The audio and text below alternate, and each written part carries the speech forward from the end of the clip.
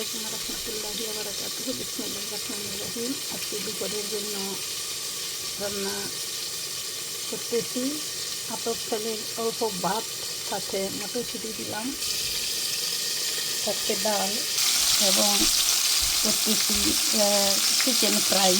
দেখতে থাকুন।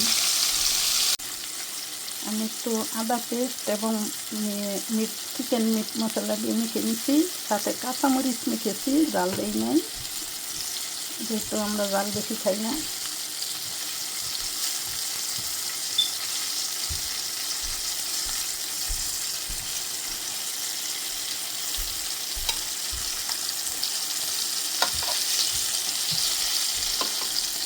জাস্ট আটা দিয়ে গড়িয়ে নিচ্ছি আমি। এভাবে আমি লাল করে মুচমুচে করে ভেজে নেব। মুখে রসি আসবে এবং খাওয়া হলো। দেখতে থাকুন। আবার আমার চিকেন ফ্রাই শেষ হয়ে গেল। দেখুন, আমি এভাবে রুচিসম্মত করে বেঁধে নিলাম। বিশেষ করে ইউরোপিয়ানরা এভাবে খেত, আমি ইটালি দেখেছি, কিন্তু সারা বিশ্বেরই ফেভারিট। আমাদের তো মুখরোচক খাবার আরও বেশি ফেভারিট। আপনারাও খেতে পারেন যে কোনো সময়ে, মুখে যদি স্বাদ না লাগে, জ্বর কিংবা অন্য কোনো উপলক্ষ।